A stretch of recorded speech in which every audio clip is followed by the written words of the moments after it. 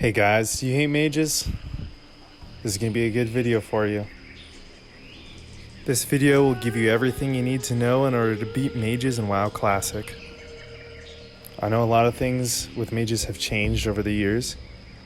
This is going to be a summary of all their spells and cooldowns that they have as it was in vanilla WoW. I'm going to talk about core abilities that every mage has, no matter what spec they are. And then I'm going to go into depth into several different PvP specs, what their playstyles are going to be like, and the spells that are unique to that spec. So let's get started. Each mage is going to have 4 different castable damaging spells. They're going to have Frostbolt, they're going to have Fireball, Scorch, and Arcane Missiles. You can pretty much forget about Arcane Missiles. No mages really use that. Frostbolt is going to apply a slow. Fireball is going to apply a dot. And mages can also use the rank 1 abilities of these spells to cast them faster and still apply a dot for stealth users and a slow. Mages are going to have 4 instant cast damaging abilities. They're going to have Cone of Cold, which is a front-facing cone AoE that also slows and does a pretty hefty amount of damage. They're going to have Frost Nova AoE effect that roots all nearby enemies in place. Taking note of its 25-second cooldown. Fire Blast is just a damaging spell on an 8-second cooldown. It takes a good chunk of mana, but it does some good damage. And then Arcane Explosion, which is an instant cast AoE ability. Alright, and then all the defense abilities of the mage. Of course, they're still going to have Blink. It's a 15-second cooldown. It jumps the caster forward 20 yards and removes all roots and all stuns. Their mana shield only absorbs physical damage. And of course it drains mana instead of health. Going out of mana is going to be a real threat in Classic WoW. So remember, when a mage uses mana shield, it is possible that they might go out of mana.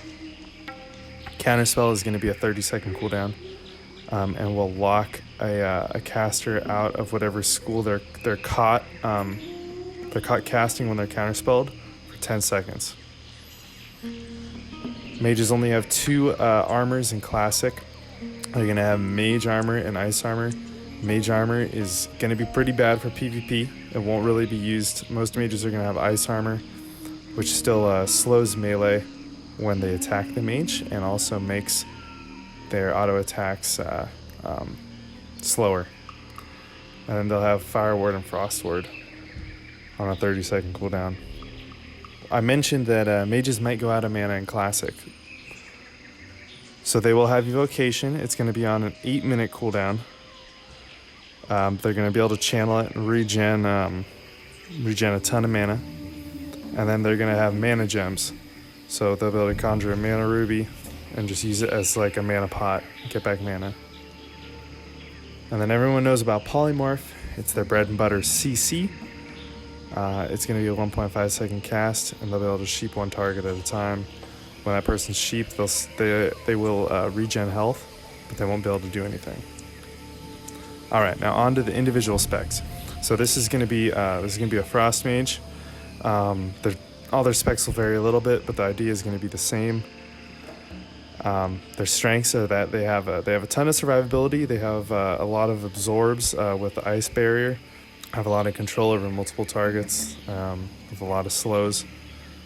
Melee is going to be rough to be able to beat a Frost Mage for melee. Casters are going to be able to beat Frost Mages most of the time. Frost Mages will be able to go especially if they use a mana shield.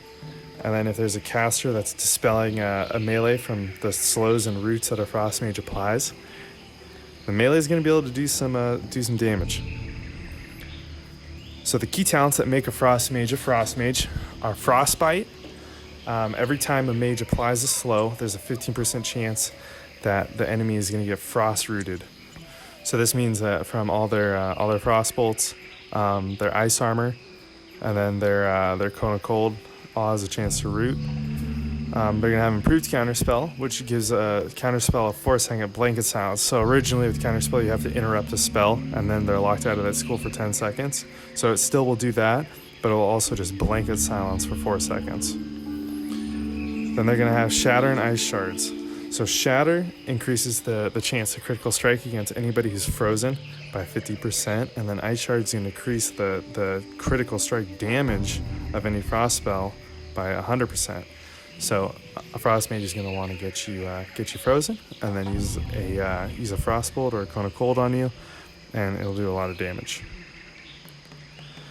The abilities that only Frost Mages will have, we got Ice Barrier, which is just an absorb. This one absorbs physical and magic spells. It's on a 30-second cooldown. They have Ice Block and immunity that they won't be able to do anything while they're in it, but they will be immune. It's on a 5-minute cooldown. And then Cold Snap, 10-minute cooldown, and it finishes the cooldown of all frost spells. So Ice Block, Ice Barrier, Frost Nova, Cone of Cold, everything. All right, and then the next PvP spec we're going to see is Elemental, and I think that we're going to see a lot of these mages around in Classic. It's supposed to be a very fun spec. So they spec into both the Fire Tree and the Frost Tree, so they get benefits from both of them. The benefits of Fire is going to be really high damage all the time. If they crit, they're going to do a lot of damage. They're still going to have all the kiting abilities that Frost Mages have. Their survivability won't be as high. They're going to have a little bit better of a chance against casters, but they'll have a little bit harder time with melee. So the key talents, they still have Shatter, they still have Frostbite, so they can still freeze an opponent and then use a fire spell on them to get that increased chance to crit. And then Frostbite won't be applied as much because they won't be using Frostbolt as their main nuke, but they can still use rank 1 Frostbolt to slow. They still have Cone of Cold, and they still will have Ice Armor. So then the new talents, they have our Impact. All fire spells they cast have a 10% chance to stun for 2 seconds. Very useful, highly RNG, but very useful. They have Ignite. Every time a fire spell crits, it'll apply a dot for 40% of that spell. So this is huge. If you're critting a lot with Shatter, the Ignite will do a ton of damage. They have Improved Scorch. It's a stackable debuff. It increases the fire damage that the target takes, but also adds on the spell protection. So if you're a healer and you're trying to dispel the slows and the Frost Novas from a melee, you might have to go through the Improved Scorch first, which is huge. And then if you're a melee and you're attacking a mage and you're wondering why that their spells aren't being pushed back, it's because of the Burning Soul talent. It gives them a chance to not lose casting time when you melee them. So Elemental Mages will still have Ice Block. They'll still have Cold Snap. They won't have Ice Barrier, but instead they'll have Pyroblast. It's a big nuke, 6-second cast. Mages will use this a lot of the time out of Sheeps. If they crit it, especially, it's going to do a grip of damage. It also applies a dot, so for stealth users, that's bad news. And then they're going to have Blast Wave, which gives them a little extra kiting ability. It's going to be a 45-second cooldown, instant cast, AoE. It doesn't chill people to slow them, but it dazes them to slow them, and it's for 6 seconds. All right, so now we've gone through Elemental, we've gone through Frost. We're going to go through the most infamous PvP Mage spec there is, Pompyra spec. So everyone knows when Pompyra Mages have all their abilities up, they do huge damage. If they have an Ani's Trinket, they do even bigger damage. When they don't have their cooldowns up, they got very little going on. They'll have very low survivability, really low damage. Let's get into some of their spells that they have. So Presence of Mind and Arcane Power, that's why they go into this spec. The Presence of Mind makes any mage spell instant cast. They're going to use it on Pyroblast. It's the biggest damaging spell. They have Arcane Power, which increases all damage by 30%. They're going to use this with their Presence of Mind. And then Pyroblast. If they have an Ani's Trinket, they'll use it right now too. And just go for a huge instant cast Pyroblast. Hopefully just one-shot the target. Especially if it crits, it'll one-shot. Outside of that, those cooldowns, they're still going to have impact. So if they Scorch or Fire Blast, they're still going to have a chance to stun you, which may buy them a little time.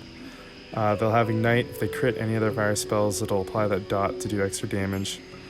And then they will have their Blanket Silence still, if you're a caster. with improved counterspell.